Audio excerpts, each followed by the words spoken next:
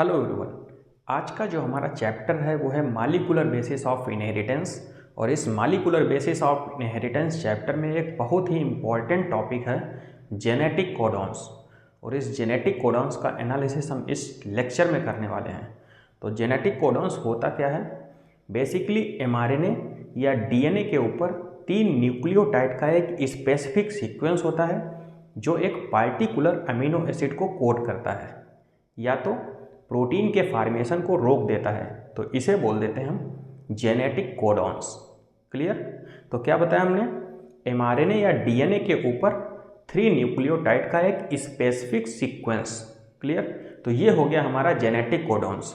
Genetic codons की अगर discovery की बात करते हैं तो नीरेनबर्ग और मेथाई 2 साइंटिस्ट थे जिन्होंने जेनेटिक कोडॉन की डिस्कवरी की। ठीक है? और अगर फर्स्ट जेनेटिक कोडॉन्स की बात करते हैं तो ट्रिपल यू। ठीक है? ट्रिपल यू जो फर्स्ट जेनेटिक कोडॉन है इसको बोलते हैं फिनाइलएलेनिन। तो ये फर्स्ट जेनेटिक कोडॉन्स था। ये अभी आगे हम पढ़ने वाले हैं। तो केवल ये यहाँ पे याद रखिए कि जेनेटिक कोडॉन की डिस्कवरी किसने की? नीरेनबर्ग एंड मेथाई 2 साइंटिस्ट थे। और जेनेटिक कोडॉन्स जो टर्म दिया गया वो एक स्पेशल टाइप के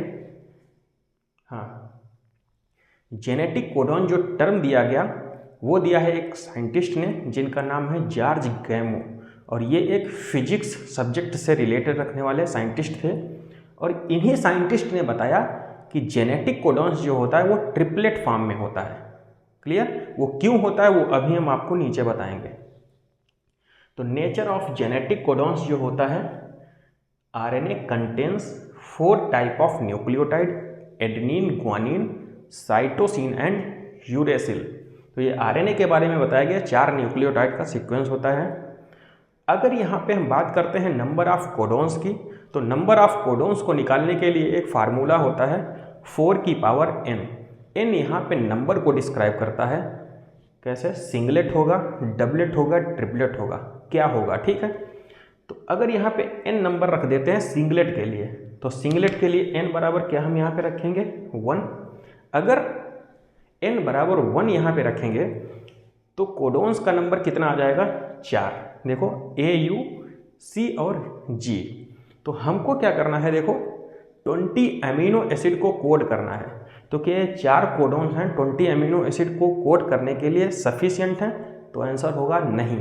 इसीलिए कोडॉन्स जो होते हैं सिंगलेट नहीं हो सकते। क्लियर? तो देखो क्या लिखा है, this 4 number will insufficient to code 20 different type of amino acid found in the protein. Clear? So codon can not be singlet. तो ये सिंगलेट के लिए सफिशियंट नहीं है। अब डबलेट में देखते हैं। तो डबलेट में क्या होगा? n बराबर 2 हो जाएगा। तो यहाँ पे कोडॉन्स का नंबर कितना आ जाएगा? 16। फिर चेक करते हैं, हमको कोड कितने के लिए करना है? 20 different type of amino acid के लिए। लेकिन यहाँ पे नंबर कितना आ रहा है डबलेट के लिए? 16। तो ये भी इनसफिशियंट हो जाएगा। ठीक है?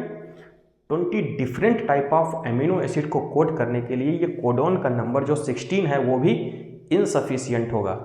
अब यहाँ पे हम ट्रिपलेट में देखते हैं n बराबर 3। तो जब n बराबर 3 रखेंगे तो 4 की पावर 3 नंबर आ जाएगा 64। और हमको कोड कितने के लिए करना है? 20 different type of amino acid that code for protein molecules. Clear? तो ये 64 नंबर जो है वो सफिशियंट है 20 different type of amino acid को कोड करने के लिए। ठीक है? इसीलिए ये बोला गया कि ट्रिपलेट 3 न्यूक्लियोटाइड का सीक्वेंस। ये टर्म इसीलिए बोला गया क्योंकि यहाँ पे ट्रिपलेट के फॉर्म में होते हैं। अब आगे बढ़ते हम। ये जो 64 नंबर है ना, ये यहाँ पे ये जो कोडॉन्स का फॉर्मेशन हुआ है वो देखते हैं हम यहाँ पे। कैसे? सबसे पहले ये हायरार्किकल एनालिसिस यहाँ पे करते हैं। UCAG ये चारों तरफ लिखेंगे, अपर साइड में और इधर साइड में UCAG। कैसे फॉर्मेशन किया जाएगा इसका? देखो, तो जिस वाले ब्लॉक के सामने जो वर्ड लिखा है ना, जो अमीनो एसिड है वो लिख लेंगे। जैसे रेड से हमने डिस्क्राइब किया, पहले में U, दूसरे में C, तीसरे में A और चौथे में G, ग्वानिन। अब ऐसे ही सारे ब्लॉक्स में वही अल्फ़ाबेट लिखेंगे, वही अमीनो एसिड को रिप्रेजेंट करेंगे UCAG। देखो सब में रेड कलर से हमने डिस्क्राइब कर लिया है।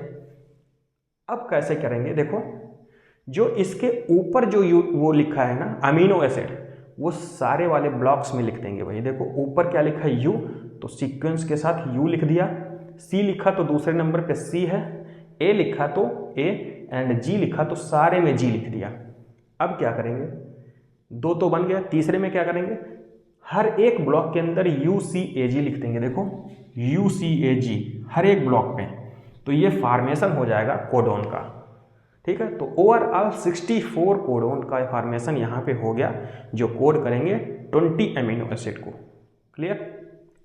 कुछ यहाँ पे इंडिकेशन दिया गया है जो एग्जाम पॉइंट ऑफ व्यू से इंपॉर्टेंट है, देख लेते हैं। तो सबसे पहले जिस कोडोन का फॉर्मेशन हुआ वो कौन सा है, ट्रिपल यू।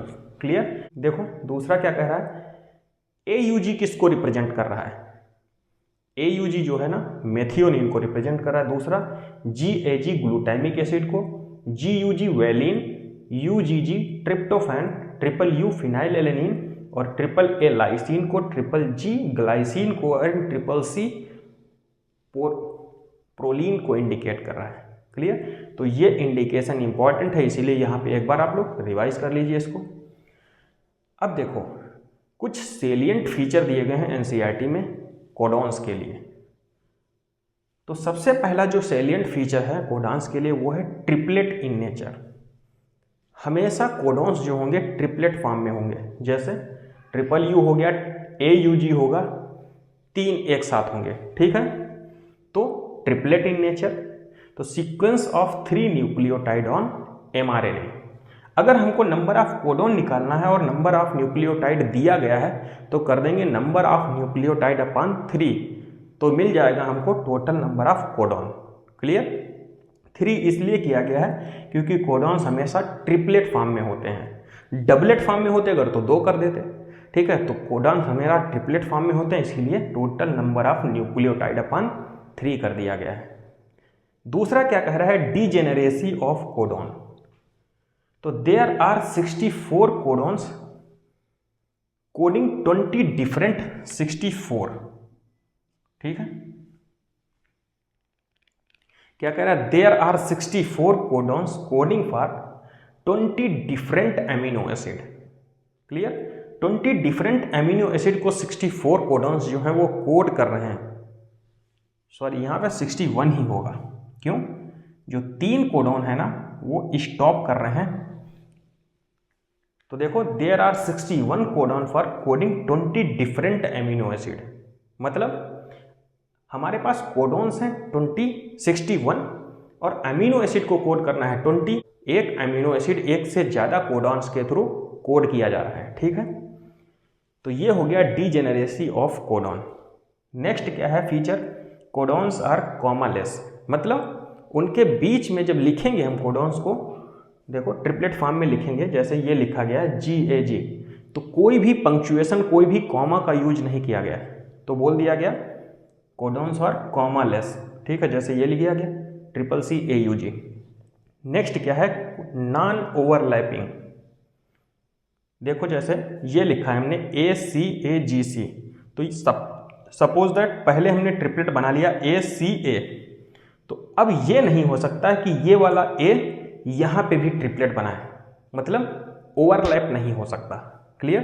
तो there is one nucleotide must be read in 1 codon. ठीक है, तो ओवरलैपिंग यहाँ पे नहीं हो सकती। नेक्स्ट क्या कह रहा है, starter codon. Starter codon AUG होता है, और AUG किसको कोड कर सकता है, देखो मेथियोनिन को।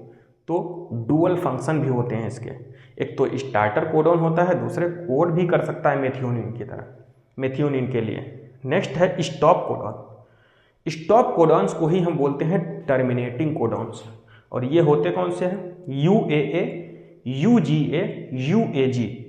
इन्हीं को हम बोल देते हैं, UAA को ओकर, UGA को ओपल, एंड UAG को अम्बेर कह सकते हैं, इसका नाम है ये। ठीक है, अब codons are nearly universal. Nearly universal कहने का मतलब ये है, ये कोडॉन्स जो होते हैं जिस भी प्रोटीन या जिस भी अमीनो एसिड को कोड करेंगे, चाहे ह्यूमन हो, ह्यूमन से लेकर के बैक्टीरिया तक, सब में सिमिलरिटी ही पाई जाएगी। ऐसा नहीं है कि AUG यहाँ पे कोड कर रहा है ग्लाइसिन को, तो बैक्टीरिया में ईयूजी किसी दूसरी चीज़ को कोड करेगा, तो ऐसा नहीं है। तो इसीलिए इसको बोल दिया गया कोडॉन्स आर नियरली यूनिवर्सल, ठीक है। Same nucleotide in all factor bacteria to human, सभी के लिए एक जैसा रहेगा। यहाँ पे कुछ लिखा है स्टॉप कोडॉन, जो हमने ऑलरेडी यहाँ पे बता चुके हैं आपको। तो ये हमारा जेनेटिक कोडॉन्स कंप्लीट हुआ यहाँ पे टॉपिक, और इससे रिलेटेड अदर जो इंपॉर्टेंट टॉपिक्स हो गए वो हम नेक्स्ट वीडियो लेक्चर में कंप्लीट कर लेंगे, ठीक है। तब तक इसको आप लोग समराइज कर सकते हैं। Thank you.